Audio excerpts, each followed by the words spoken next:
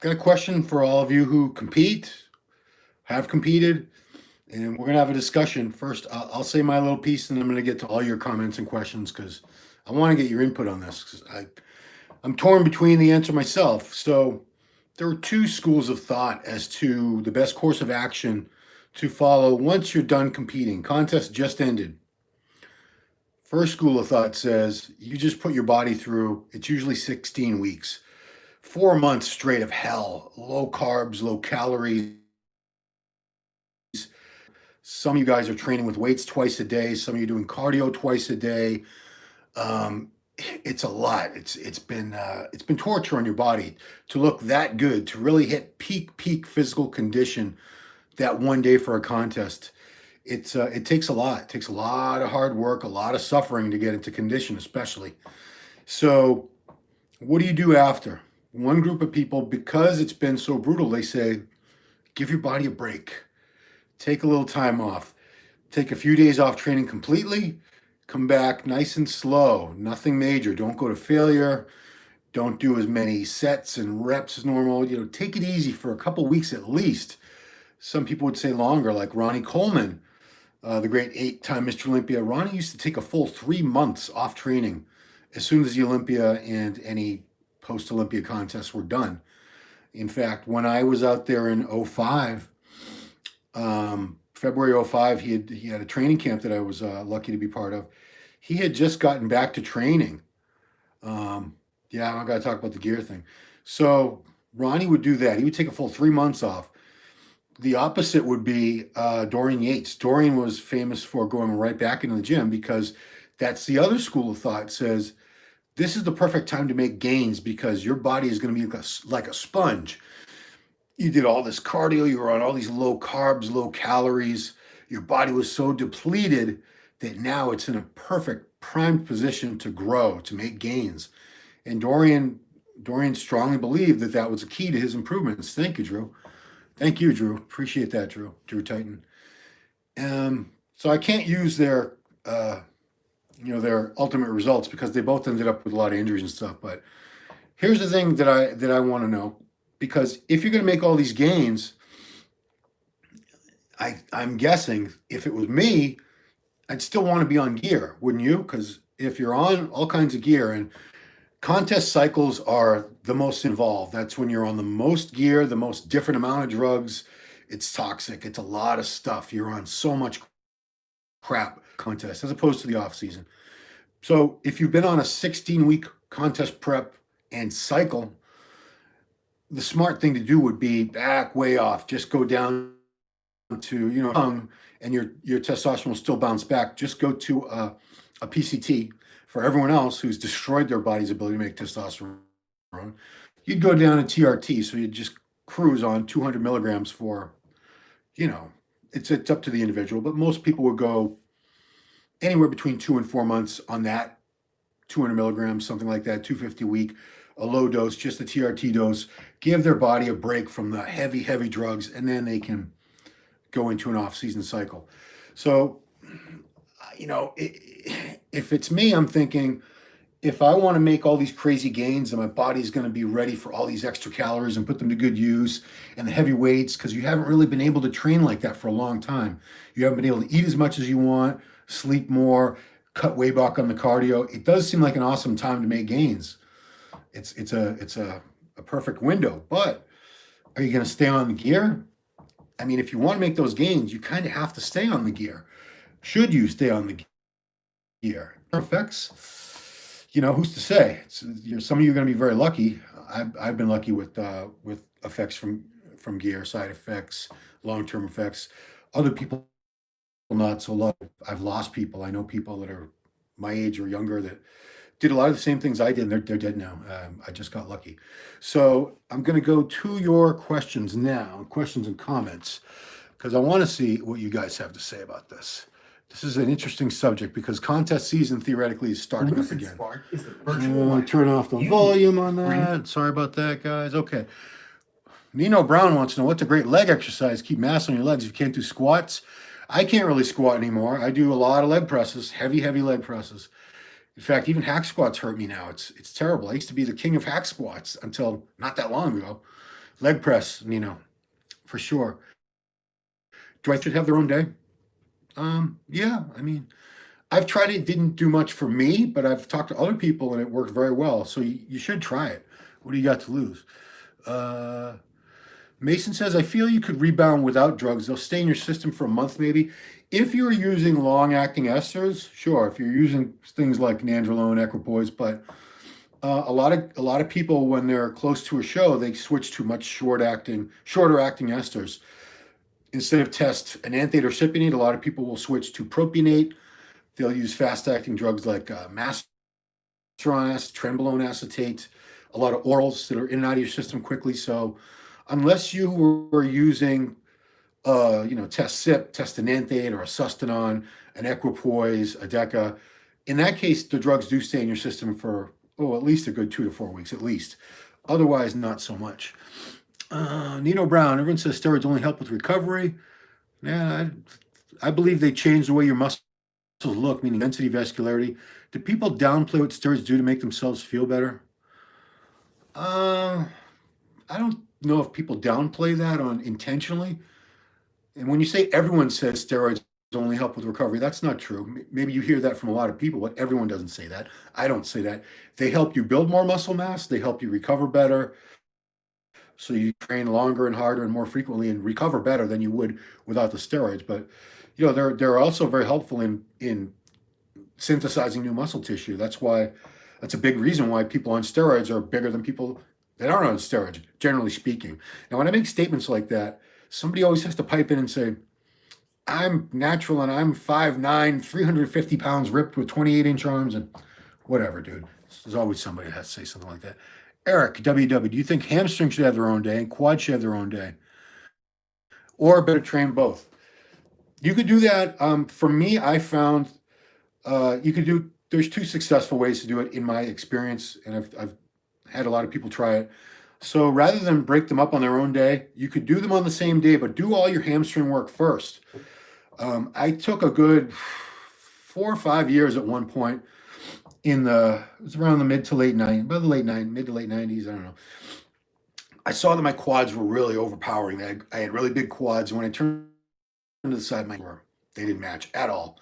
So I switched to working hamstrings first on leg day. I did that for a few years. And I found that training hams first did not take away from what I could do for quads, not by much anyway. You will notice that does take away a lot of your strength, a lot of your coordination for hamstrings.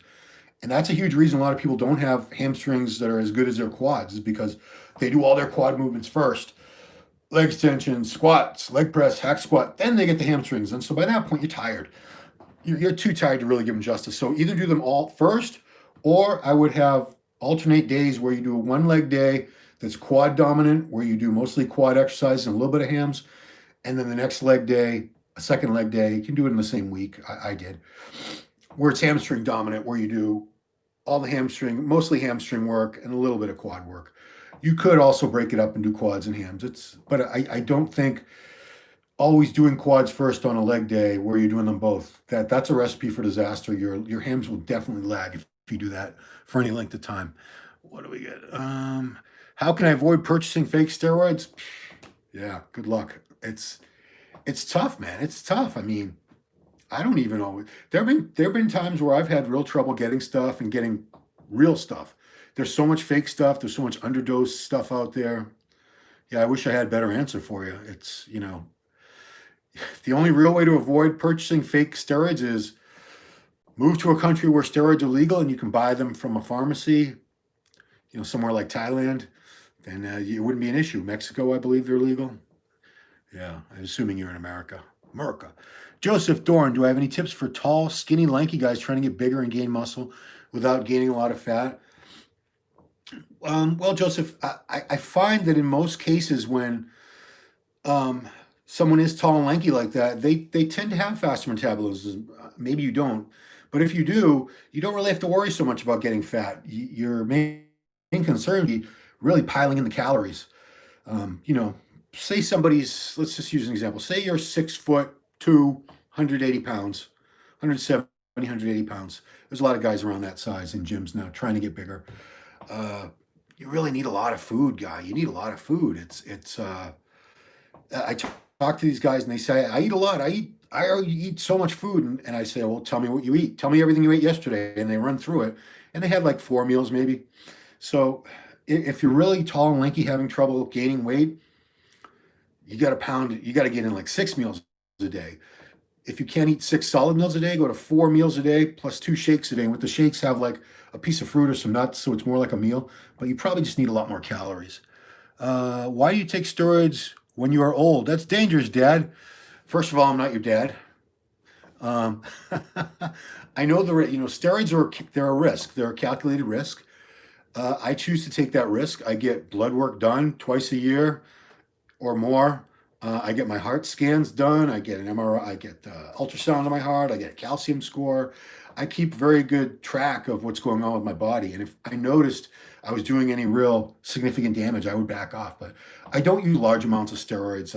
I'm always on test. I'm always on 400 milligrams of test year round, and then 3 or 4 times a year for about anywhere from 8 to 10 weeks, I'll add something else in, like a DECA or a Tren. It's my choice. All you guys out there, it's a personal choice. Stay natural, God bless you, or don't. If you're over 18, you're a responsible adult, you're not hurting anybody. You know the risks. That's the thing. If you know the risks and you're willing to accept the risks, then it's on you. We know steroids have long-term effects. They can damage the heart and the blood vessels significantly. The kidneys can really get hammered from having high blood pressure that's not treated, that's not managed. So steroids, they are dangerous. They're more dangerous if you're taking larger amounts and you're using them all the time versus moderate amounts with time off. It's all a risk. It's as far as me being old and it's being dangerous. There's a movie called Little Miss Sunshine, really cool movie, and the grandfather who died, I can't remember the actor's name, but the grandfather died near the end of the movie from a drug overdose. But he was telling his grandson, they were having a conversation about drugs because I think he caught the grandson smoking weed or something. I don't know what it was. He said, at your age, you're crazy to take drugs. At my age, you're crazy not to. I'll just leave it at that. What do I got? I'm cringing some simming cider. I don't know what that is. Mic muted. My mic's not muted. I'm on an iPhone. Joseph, thanks, man. Yeah, that was almost right. I'm 6'3", 185, 17. Oh, yeah, if you're trying to bulk up, you should get steps in. What does that mean, steps? Yeah, especially if you're 17, your metabolism was so fast at the age of 17. I mean, mine was. I couldn't gain weight to save my life. I wasn't eating right. I wasn't eating enough. I thought I was. I started figuring out 17, 18, I probably need to eat more. That might be what's the reason I'm not really growing. I also wasn't training back or legs. That'll hold you back, right? I didn't start doing that until I was 18, back and legs. But especially in your teen years, your metabolism is very, very fast. That's when you see kids with six packs, even though they're eating donuts and potato chips and cookies and drinking regular soda, not diet, regular Coke or Pepsi. Let's see. Everyone should at least eventually get on a little test for overall well-being. Longevity is decline. That's time is muscle. TRT, it's definitely become a lot more accepted. It's a mainstream thing now. It's not as taboo as it used to be. And you can thank the baby boomers for that. I'm not a baby boomer. I was born a little after that. But the baby boomer generation is, they have all the money basically in America. These are the people that are probably now 55 to 75, I guess, that age range. Yeah, so they don't want to look old, they want to feel old. So they're the ones that really spawned TRT, the whole cosmetic surgery industry. They had a huge part in the success of that industry. So as you get older, I tell everyone if you're over 35, over 40, whatever, if you feel like you have low T, if you have the symptoms, no sex drive, low energy, you're losing muscle mass and strength, fatigue, yeah, get tested, see where your levels are at, and if they're low, get on TRT. All testosterone replacement therapy does is replace your testosterone so that you have normal levels, high normal levels. It's not what bodybuilders do. It's not a cycle. You're not putting in test and DECA, Tren, Anavar, Winstrol, B-ball, and you're not doing all that. You're just using a little bit of test, which is naturally made in the body anyway. But if your body has ceased to make sufficient amounts of test on its own, by all means, there's nothing wrong. Go to your doctor, and if your doctor won't help you, go to another doctor. There are TRT clinics, people that will help you if your doctor's really got a problem with it, because there are still a lot of doctors out there who they hear the word steroids and they freak out. It is what it is. It's changing. It's changing slowly though. It's kind of like racism. Race going away very slowly. Someday it'll be gone, but it's going to take a long time. Let's see. Joseph Dunn, is walking or getting steps in still important while trying to get bigger? No. If you're tall and having trouble gaining weight, and especially if you're young, I would do zero cardio. None. Don't do any of that.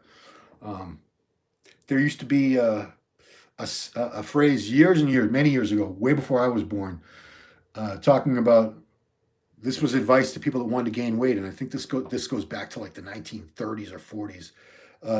And it was, never run when you can walk, never walk when you can stand, never stand when you can sit, never sit when you can lie down. So it's basically just saying be lazy.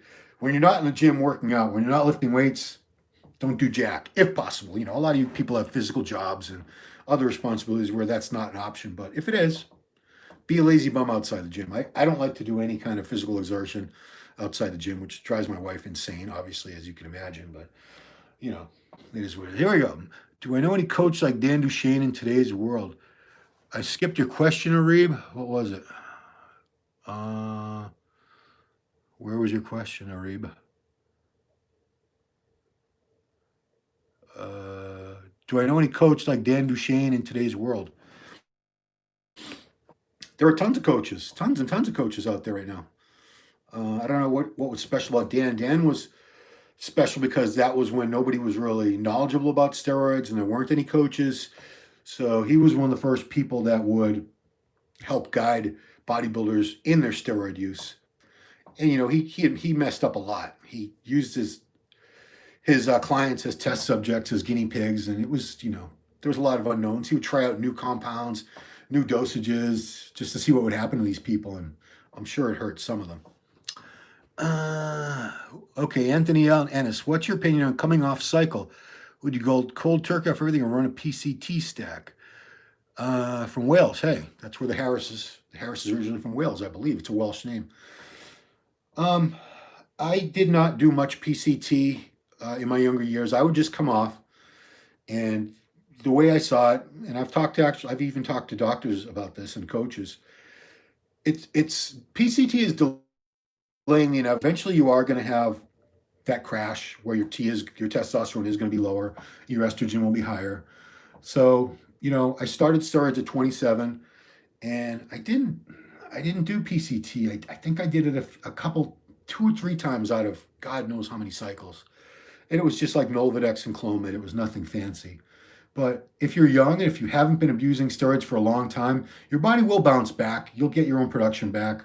PCT will sort of delay that or shorten the amount of time that you spend in that state where you're exhausted and your sex drive is terrible and you're depressed and you're watching yourself get smaller and smoother by the week or the day. But I personally never ran many PCTs, and since I'm always on tests now anyway, there's no point in doing it now. It's an individual thing. If you want to do it, it will help you experience less of that, that really terrible downtime where you're just struggling to come back, and it's going through that state where you are less big, less strong, less energetic. You have less of a sex drive. But it's an individual thing. Why AJ and Giles are splitting? I'm not commenting on that. Is this only for bodybuilders? No, anybody can watch this. Nanny Rasulbego, what's your daily carb intake on training days? All right, don't get mad that I don't know the exact amount, but here are the carbs I eat every day. So breakfast is usually around 6:30, 7 in the morning. And that's 4 whole eggs and oatmeal with blueberries in it. So it's almost a cup. I don't go a full cup. I have lower carbs now than I used to because I want to stay leaner. I want to stay lighter. I'm not trying to bulk up anymore because my face gets fat, and I'm 51 years old, getting bulky and everything, and it's not good for me. It's not healthy for an older person at all. Okay, so the oatmeal and blueberries. When I'm done training, because that's my pre-workout meal. When I'm done training, I usually have 50 grams of whey protein isolate and two Rice Krispie treats, which is only about 40 grams of carbs. You could have more if you want. I like the Rice Krispie treats because they're prepackaged. I just tear out the wrapper and eat them. Other times I would eat, kids cereal, like it could be anything, Trix, Captain Crunch, Lucky Charms, Fruity Pebbles. I would have maybe 50 grams out of that. Next meal would be chicken breast and rice. It's about a cup. It's about a cup of cooked rice for me. Next meal, turkey burger on a potato bread bun. So the bun has a little bit of carbs. I think it's like 20 grams. I have an apple with that. That's like another 20 grams. Meal after that is ground turkey in salsa with some tortilla chips. It's probably about 50 grams of carbs from the tortilla chips. And my final meal of the day has no carbs. It's usually either salmon or a sirloin patty with half a cup of mixed unsalted nuts from Costco, Kirkland brand, and green beans. So I don't have a ton of carbs. It's certainly nothing like I used to eat about 600 grams of carbs a day on average, 600 to 800, I think. Now it's probably 300 to 400. Okay, what else we got? Boiled eggs are supreme. I mean, eggs. Another Milosh. Milosh. Boiled eggs are good, sure, but yeah, I mean, eggs in general. It's one of the things our body is most. It's the most bioavailable form of protein. Egg whites, egg albumin, which is what whey protein is made from egg whites, from egg albumin. Any more questions, guys? Okay, well, we didn't get too many. We didn't get too many questions and comments on the stuff we were talking about, but I guess that's okay. It's Ask Ron, so it's free for all. Again, thank you, Drew Titan, for the donation. Appreciate that. Did I get to all your questions? I believe so. Knee pain, yeah, Hunter, I have that now. I lucked out for so many years where I was doing heavy squats, very heavy hack squats, and I would go low. If you ever seen me do hack squat, it's literally my hamstrings came down and touched my calves. I went way below parallel, and that's how I squatted too. I'm not saying that's going to give you knee pain. I mean, you're probably going to get knee pain eventually from training legs heavy over many years. It's just because these human bodies of ours, we're not robots, so the parts break down, the tendons, the ligaments. You pound those heavy weights day after day for years and years. Eventually, you're going to have injuries. You're going to have chronic pain. What to do for knee pain? There's all kinds of therapies, and if it's really bad, I hear people getting these $3,000 PRP injections, and they swear it works. But there's a lot of options if you have knee pain. You can Google it. I have some knee pain now in my right knee, but I'm just trying to 5 top supplements to take to put on mass, get the most bang for your buck. So I was actually thinking about this the other day. What are the top, if I could only have a couple supplements? The 2 supplements I use every day, no matter what, are a protein powder and a pre-workout. Do you need a pre-workout? No, you can work out. In fact, Evan Senapani used to say, man, if I needed something to make me want to train, what's the point? And that actually does make sense. But I do use that every day. I would say multivitamin, creatine monohydrate is proven.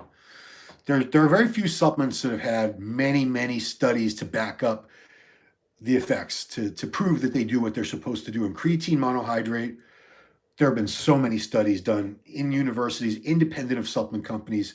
You don't have to worry. Does creatine work? It works. It volumizes the muscle cell. Fuels. It helps you turn over ATP faster, so you can train a little harder, get more reps, a little better endurance, a little more strength. It definitely works. So I would go with a protein powder, creatine, a multivitamin, a pre-workout, and if I could pick one more, for me, because sleep is an issue for me, I have trouble. I used to have a lot more trouble. Thank God it's not as bad. But a sleep aid. My favorite one is Fade Out by Redcon. I love Fade Out. it just you drink it, and within half hour you start feeling really sleepy, and you sleep and you stay asleep, and you're still able to dream and everything. It's not putting you in a coma or anything like that, but those would probably be my top five. Did I stop using steroids? Nope, I have never stopped using steroids. I've been on them continuously for a very long time. So, like I said, I'm on test all the time. I'm always on tests. Cypionate is my preferred, but I'll use a blend a lot of times too. It doesn't matter. Test is test. Like I said, I'll add in other steroids at various times of the year if I want to look better for something. Don't judge me. All right, go ahead and judge me. I don't care. I really don't care. I used to care a lot more about what people thought about me. You're going to find guys, especially if you're young, as you get older and older, you just stop caring. You're like, you know what? Why am I worried so much about what other people think of me? Why? At the end of the day, do those people matter to me? What are they doing for me? Nothing. What is their opinion of me, positive or negative, doing for me? Nothing. You have to love yourself, and you have to do what you want to do and not worry so much about trying to please everybody, because you can't please everybody. There's always going to be people that will hate on you no matter what you do. So don't even worry about it. Just do you. I'm using, yeah, go ahead. Testosterone ampules. Yeah, amps are good because they're rarely faked. It's so expensive to make all those ampules and put the oil in there. It's more, it doesn't cost much more to just put regular, real steroids in there than it would be to go to all that trouble and put fake steroids in there. So amps are a much safer deal to know that you're getting actual legitimate steroids versus the multi-use vials that most of us know. Most of us use the 10 cc multi-use vials with the little rubber stopper. Those are faked a lot more. But if you can get amps, I'm lazy. I hated amps because I hated having to sit there, and I had a little glass cutter, and I'd be trying to break them off, and a little piece of glass would go inside the amp, and I'd be worried about sucking out little minuscule pieces of glass and injecting those in my body. And, it was just a lot of work. I gave up on it, and I've had all these people over the years say, hey, I'm getting a good price on all these amps. You want them? Like, nope, nope, nope. No amps. No thanks. Do I have anything on? Oh, and as far as carnitine and arginine, the carnitine. I don't take carnitine and arginine. I don't think they're that special, but a lot of people believe in them. If it's not going to break your bank, give it a try.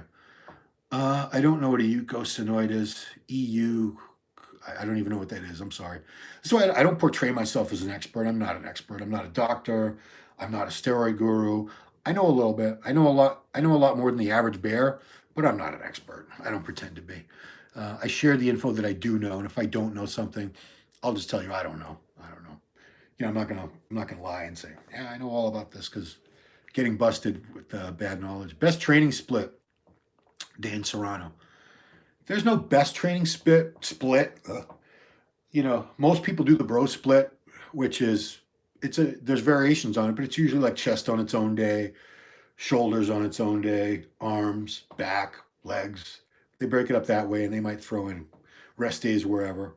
I've been using for the past 2 years or so now push-pull legs, and I like that a lot. It's the best training split for me. I like it a lot because every body part gets trained every fourth day. I don't do as much for each body part. So push day, which I did yesterday, that's chest, shoulders, and triceps.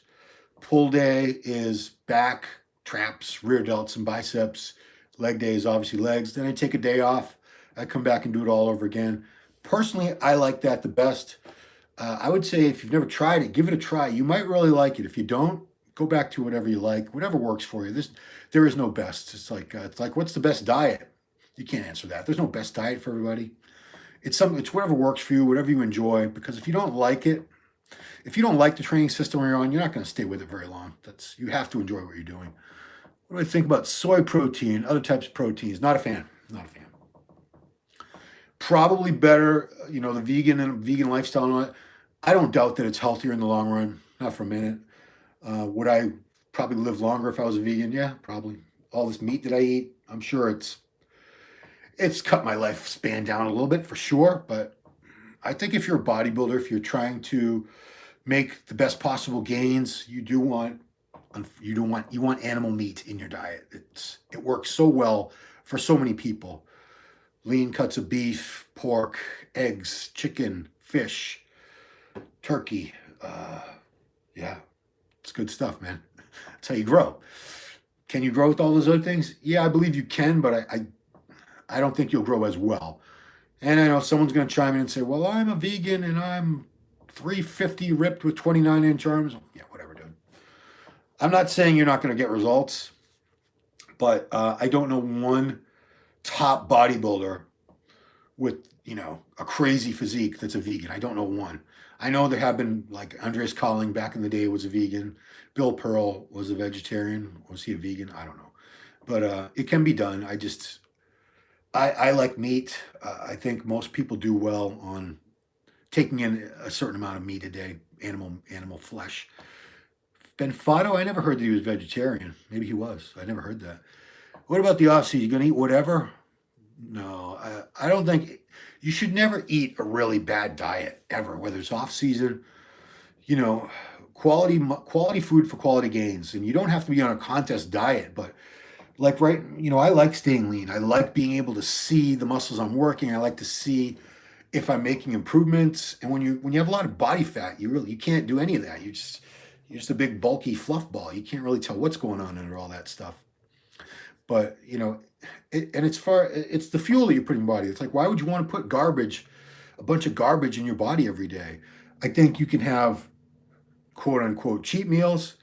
And Bumstead actually had a good answer to that. Someone asked him, how many cheat meals do you have in the off season? He says, well, if you're not on a diet, if you're not on a contest diet, why would you even call it a cheat meal?